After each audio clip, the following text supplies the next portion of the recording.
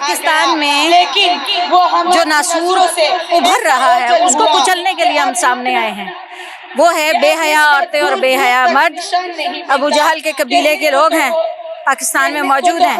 ان کو ان کے گھروں تک واپس پہنچانا ہے, ان کے بلوں میں واپس گھسیڑنا. ایک تو ہمارا سب سے بڑا مطالبہ ہمیشہ سے ہے جامعہ افضہ کے سانحے سے پہلے کا نفاذ اسلام کا, اور اس کے بعد یہ کہ ان بے حیا عورتوں کو کیوں اجازت دی جاتی ہے, ان کو پابند کیا جائے. یہ پہلے ہی آزاد ہیں, کپڑے یہ نہیں پہنتی, کھانا یہ نہیں پکاتی, شادیاں یہ نہیں کرتی, زنا یہ کرتی ہیں, شراب یہ پیتی ہیں, نشہ یہ کرتی ہیں. اب ان کو اور کون سی آزادی چاہیے؟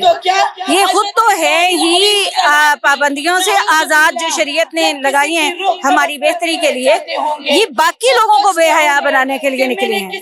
دراصل ان کو خود کو آزادی نہیں چاہیے, یہ ساری قوم کو بے حیائی کے راستے پہ چلانا چاہتی ہیں. ہم ان کا راستہ روکنے کے لیے نکلے ہیں اور انشاءاللہ نکلتے رہیں گے, روکتے رہیں گے. ان کے پیچھے بڑے پاورفل دنیا کے اعتبار سے لوگ ہیں, باہر سے فنڈنگ ملتی ہے, ان کے پیچھے فوج بھی ہے. اگر فوج نہ ہوتی تو یہ اس حد تک نہ جا سکتے, اور ان کے پیچھے ایجنسیاں ہیں, اور ان کا ایک ایجنڈا ہے کہ امریکہ کی نسل پر معاشرے کو ڈھالو, تو وہ تو ہم نہیں اجازت دے سکتے. سیدھی سی بات ہے, قرآن اور شریعت کو نافذ کر دو, یہ خود رک جائیں گے, اپنی موت آپ مر جائیں گے. ورنہ جہاں یہ ہمارے لیے اتنا بڑا لشکر لا کے کھڑے ہو جاتے ہیں تو ویسے ان کے لیے بھی کھڑے ہو جائیں, ان کو منع کر دیں, انہیں پکڑ کے پابند حاصل کریں. جیسے ہمارے بچوں کو لاپتہ کرتے ہیں, میرے بہت ساری بیٹیوں کے شوہر لاپتہ ہیں, اس طرح ان کے مردوں کو لاپتہ کریں نا, ان کو بھی ماریں, ان کے سروں پر پیشاب کریں, ان کے ناخن اکھیڑیں, ان کو ڈرل کریں, ان کے سروں کے اوپر مکے ماریں, ان کی کمروں پر کوڑے ماریں, ان کو الٹا لٹکائیں, ان کے جسم کے نازک حصوں پر کرنٹ لگائیں, انہیں 6-6 گھنٹے پانی میں لٹائیں, برف کی سلوں پر لٹائیں. میں دیکھوں یہ کیسے باہر نکلتی ہیں.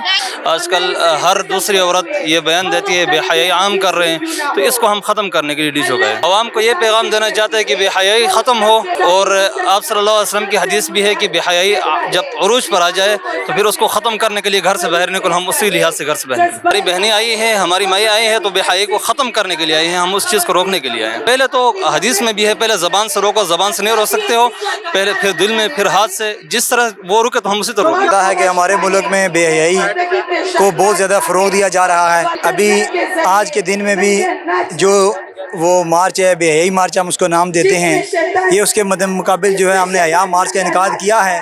ہم حالانکہ ایک عام شہری ہیں, ہمارا مدرسے کے ساتھ اسلام کے ہر بندے کا مدرسے تعلق ہے, لیکن ہم مدرسے کے بندے نہیں, ایک عام شہری ہیں.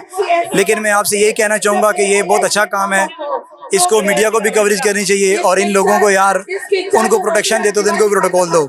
باقی ہماری انتظامیہ ہمیں رکاوٹ بنتی رہی, لیکن اللہ کی مدد سے ہم لوگ یہاں پہ آئے اور اپنا ریکارڈ احتجاج کروا رہے ہیں اور احتجاج کرواتے رہیں گے. یہ بتائیے گا جناب کہ وہ جو خواتین نکلیں گی آپ سے چند دیر کے بعد, وہ یہ کہتی ہے کہ ہمارے حقوق ہمیں دو, تو ان کی کون سے ایسے حقوق ہیں جو نہیں؟ جی ماشاء اللہ, آپ نے بہت اچھا سوال کیا. میں اس بات کا جواب یہ دوں گا کہ جب ہمارے نبی پاک صلی اللہ علیہ وسلم نہیں آئے تھے, اس سے پہلے بچیوں کو زندہ درگور کیا جاتا تھا. جب ہمارا دین اسلام آیا اس کے بعد عورت کو مقام ملا, اس کو بعد عورت کو جو ہے وہ عظمت ملی, اس کے بعد کا رتبہ بلند ہوا. ان کے علاوہ کیسے اس دین کو چھوڑ کے آپ کیسے سمجھتے ہیں کہ عورت محفوظ ہو سکتی ہے, اس کو عزت مل سکتی ہے؟ کون سے حقوق ہیں عورت کو نہیں ملتے؟ ہم سب مرد ہیں, ہم عورت کے کون سے ایسے حقوق پورے نہیں کرتے؟ الحمدللہ ہر مرد جو باشعور ہے وہ بخوبی اپنے حقوق سے انجام دیتا ہے. یہ بالکل ایک من گڑت اور مغربی فلسفی ہے جو کہ ہمارے بالکل خلاف ہے.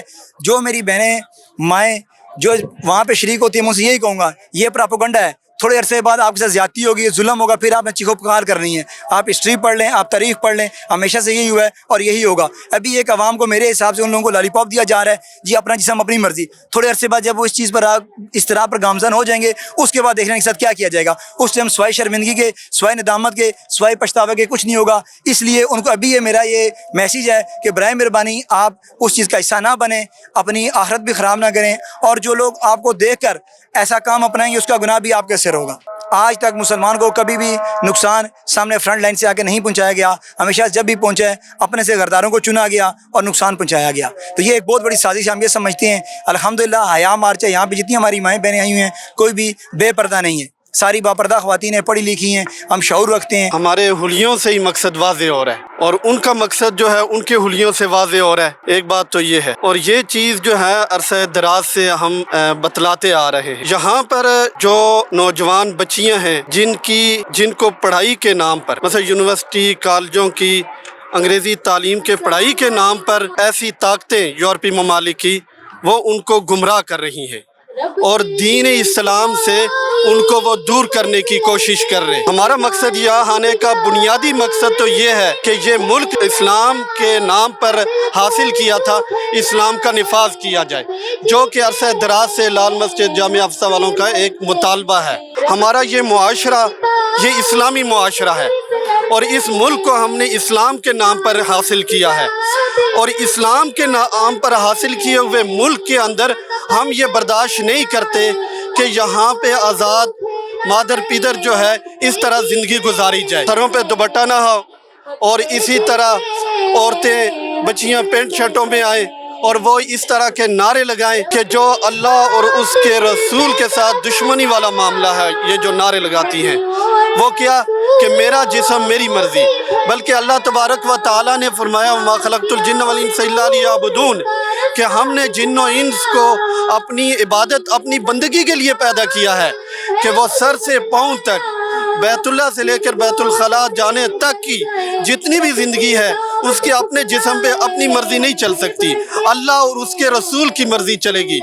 तो ये हम बतलाना चाहते हैं उन बहनों को, उन बेटियों को और उन भाइयों को जो यूरोप और अमेरिका की उस जो सोच और उसकी साजिशों में आके इस मुल्क के अंदर जो दीनदार तबका है उनको अपना वो दुश्मन समझती हैं।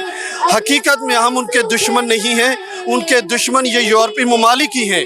आप देखें हमारे इस मुल्क के अंदर और इस मुल्क समेत जो भी इस्लामी लोग हैं वहाँ पर अगर माँ है, बहन है, बेटी है तो मर्द अपने ऊपर खुद मुशक्क़त बर्दाश्त करके उनके लिए कमाता है, लाता है, उनको शहज़ादियों की तरह घर में रखता है। लेकिन ये मुआशरा क्या कहता है? ये मुआशरा कहता है जाओ जाके बाहर मजदूरियाँ करो, जाओ जाके मतलब नाच गाना भी करो, लेकिन पैसा होना चाहिए। हमारा मकसद ये होता है पैसा नहीं होना चाहिए, बल्कि अल्लाह और उसका रसूल राज़ी होना चाहिए।